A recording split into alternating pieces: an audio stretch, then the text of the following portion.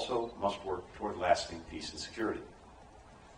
The United States has a vision for how to get there, a regional approach that delivers lasting security for Israel and a state for the Palestinian people. In my meetings on this trip, we also discussed what each country can do to provide the assurances and the incentives required to build a more secure, a more stable, a more peaceful future for the region. And my takeaway from the discussion so far, including here with our friends in Qatar, is that our partners are willing to have these difficult conversations and to make hard decisions. All of us feel a stake in forging a way forward. All of us recognize that we have to work together. That is the only way forward, and it cannot wait. So I look forward to carrying on these discussions with more partners in the days ahead. Thank you.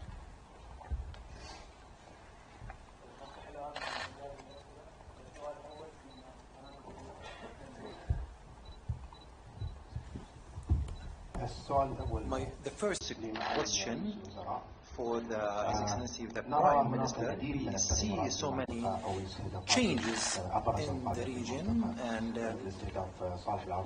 there are so many targets of some leaders like Saleh al-Aruri in Beirut, and also Hezbollah leaders in Syria and also inside Iran. What is the implication of that on the region, and does it have anything to do with the Qatari mediation? 10 journalists being targeted by the IDF, including our colleague, son of our colleague, Mahmoud Wa'il al-Tahdouh, Hamza Wa'il al-Tahdouh. What is the situation? Is the United States condemned targeting journalists, innocent journalists? And what is the situation? What is the position of the United States government in this case? Concerning your question in relation to the escalation that we witnessed in the region since the beginning. Since the beginning, we have warned of the expansion of the crisis, and this is a likelihood, and it's a threat to everyone in the region that we live in. So the importance of working together and our joint efforts need to be to stop this war, to stop the spread of the conflict, and that was our main focus, and also took a big part of our talks with my friend Mr. Blinken. The recent events that we have witnessed, whether in Lebanon or in Syria, are unfortunately a violation to the sovereignty of those countries, and we see also continuous violations. However, our main target, our purpose is the stop of this war, and to avoid a bigger escalation in the region. The state of Qatar is always seeking, by working with all the parties, in order to defuse and de-escalate, and we work also closely with our friends, the Americans and other countries, to reach that result. As I have mentioned before, we believe that the solution is to stop this war in Gaza, and we believe that will have a positive implication on the whole region.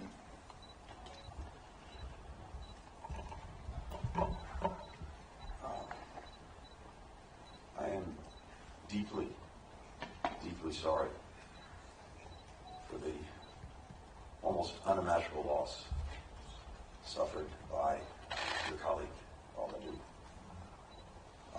I'm a parent myself. I can't begin to imagine the horror that he's experienced, not once, but now twice. This is an unimaginable tragedy, and that's also been the case for, as I said, far too many innocent Palestinian men, women, and children. Civilians, also journalists, Palestinian and other. The Committee to Protect Journalists has found that now some 70 journalists have been killed in Gaza. One is far too many. And the value that we place upon their work, your work, in bringing information, facts to the world, it's never been more important. So, this is why we are pressing the need, the imperative, not only of making sure that humanitarian assistance can get to people who need it, but that people are protected from harm from this conflict in the first place. And ultimately, it's why ending the conflict and finding, as we just discussed, a genuinely durable, lasting peace where Israel does not have to fear the repeat of October 7th, and men, women, and children can live in peace and security in Gaza, in the West Bank, wherever they may be. The second question from the French news agency. Thank you. Callum Payton from AFP. Prime Minister Thani, I was wondering if you could give us a status report on Qatar's mediation efforts on a possible hostage exchange between Israel and Hamas and truce in Gaza, and whether strike on Hamas deputy leader in Beirut on Tuesday has produced a particular obstacle to these efforts. And to Secretary Blinken, the same question really. Is there any pressure Washington can bring to bear? You talked about doing everything you can, but are there any specifics you can mention to bring about a hostage exchange of the kind that we saw in November? And do strikes of the kind that we saw in Tuesday in Beirut put that kind of mediation out of reach? Well, thank you very much. Actually, regarding the negotiations, it has been ongoing. Yes, we go through challenges, ups and downs throughout the process. And of course, having one of the senior leader of Hamas being killed is something that can affect such a complicated process. Yet we are not giving up. We are moving forward. We are continuing our discussions with the parties and trying to achieve as soon as possible an agreement that can bring a ceasefire and humanitarian relief and the release of the hostages. I have little to add. You'll understand why. On one level, the less I say about this, the better, except to say that we are relentlessly focused on bringing everyone home, and this was the subject of our conversations this evening as well.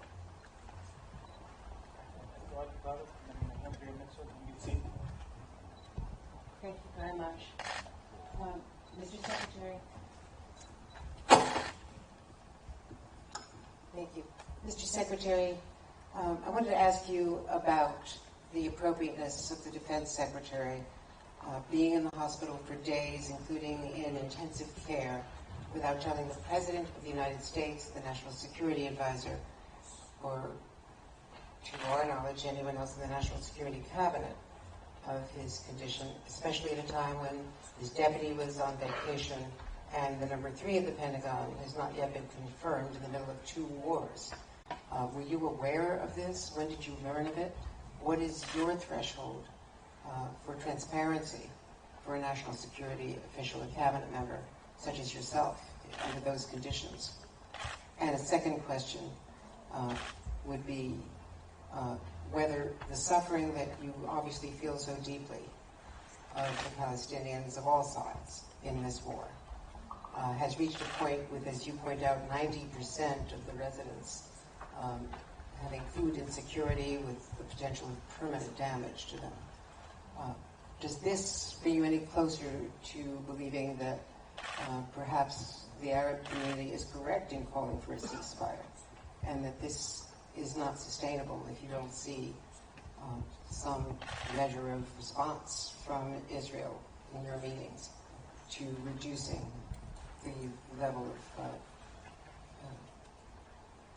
the targeting and the attacks to a more proportionate level, or just a permanent ceasefire. And if I may, Prime Minister Rahman, you discussed the Red Sea and the complications there. Do you believe that at this point, with a very strong warning that was issued by the State Department earlier this week and signed on by a number of other countries, do you believe that it is time for military action by a coalition, or do you think that that would contribute to what you fear, what everyone fears, would be an expansion of hostilities in the region? Thank you. Andrew, thank you. With regard to Secretary Austin, I wasn't aware of his medical issue. In fact, I talked to Lloyd last weekend before this incident, and I know that he's put out a statement addressing it. What I can say is this. It has been, it remains one of the great privileges of my career, over 30 years now, working in government, to serve alongside Lloyd Austin. He is an extraordinary leader for this country, in uniform and now out of uniform. And it's been a highlight of my service to be able to serve alongside him, and I'm very much looking forward to seeing him fully recovered and working side by side in the year ahead. What is your policy? Again, I think he put out a statement addressing this. I'll let that statement speak for itself. What would your policy be if that was so? Well, I won't get into hypotheticals on that area. Let me say this in response to the second part of your question. As I said earlier, it is absolutely imperative that more be done, that Israel do more to protect civilians and, with others, enable more humanitarian assistance to get where it's needed and to whom it's needed. And that will be one focus of my conversations when I get to Israel. The dilemma that's been posed from day one, since October 7th, the dilemma that any country would face is, having been the victim of one of the most horrible attacks that I'm aware of, that I've ever witnessed in my 30 years, how to make sure it doesn't happen again. And any country faced with what Israel had to face on October 7th would want to do just that, make sure it could not happen again. And that means dealing with the threat that Hamas continues to pose. And as Hamas leaders themselves have made clear, they would, if given the opportunity, do this October 7th again and again and again. And that is not tolerable for any country, Israel or anyone else. But, as we've made clear also from day one, it's imperative that in dealing with this very, very difficult challenge, that it do so in a way that puts a premium on protecting civilians and on making sure that people get the assistance they need. And as operations phase down, that will certainly make it easier to ensure that civilians are not harmed, and it will also ensure that more assistance can get to people who need it. But I think it's also very, very important that, to the extent operations continue, they be designed around protecting civilians and around getting humanitarian assistance to people who need it, not the other way around. And that will also be part of our conversations this week. Of course, first of all, Qatar's position is very clear on protecting the freedom of navigation, and what's happening and the escalation in the Red Sea is something unacceptable that we don't want to see in our country. And as I have mentioned, that this is unfortunately is one of the effects of what's happening right now in Iceland. We believe that it's more important now to focus our efforts to reach and reach a resolution to the situation over there. Military action and regarding your question, Andrea, I think it's from Qatar policy perspective, we never see a military action as a resolution. Of course, we see the events and what's occurring over there in the Red Sea, but our biggest worry is just to have the consequences all the time that will keep us in a loop that will never end and will create a real tension in the entire region. So we hope that we see a stop to what's happening to the civilian ships as soon as possible through a diplomatic means. That would be the best way possible. السؤال الرابع والأخير من جون هاتسون واشنطن بوست. Thank you very much. Mr. Secretary, President Biden said proposals to condition aid to Israel were a worthwhile thought in November when the death toll in Gaza was 12,000. Now the estimated death toll is almost double that, and the administration has rushed weapons to Israel in that time. Is conditioning military support to Israel a worthwhile thought, or is it the antithesis of what the administration would ever consider? Prime Minister Al-Thani, when it comes to planning for post-war Gaza, what are Qatar's conditions for playing a role on reconstruction? The U.S. is deeply involved in post-war planning. Does it have the requisite moral authority in the eyes of the Arab world? Thank you. John, any military assistance we provide to any country, including Israel, comes with requirements, including that weapons be used in accordance with international humanitarian law, the laws of war, and that's something that we look at very carefully on an ongoing basis. And we will want to make sure, in this case as in any other case, that any weapons that we provide are used accordingly. That's something that we take very, very seriously, and we'll continue to do so. Regarding the post-war in Gaza, we've been having these discussions thoroughly with the Secretary in this meeting, but also in the previous meetings.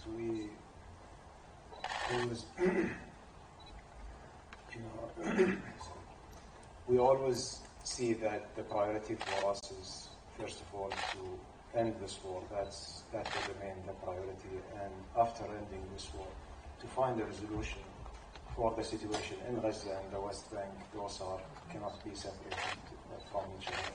West Bank and Gaza should be dealt with as one unit. As of support of the state of Qatar and the Palestinian people, this is a policy for the state of Qatar that will continue and will not be affected by the political situation, of course. And what we really want to see, we want to see a lasting solution for the Palestinian people to provide them with their state at the end of the day. That will be the only sustainable way that will preserve all of our effort and our investments for the long term.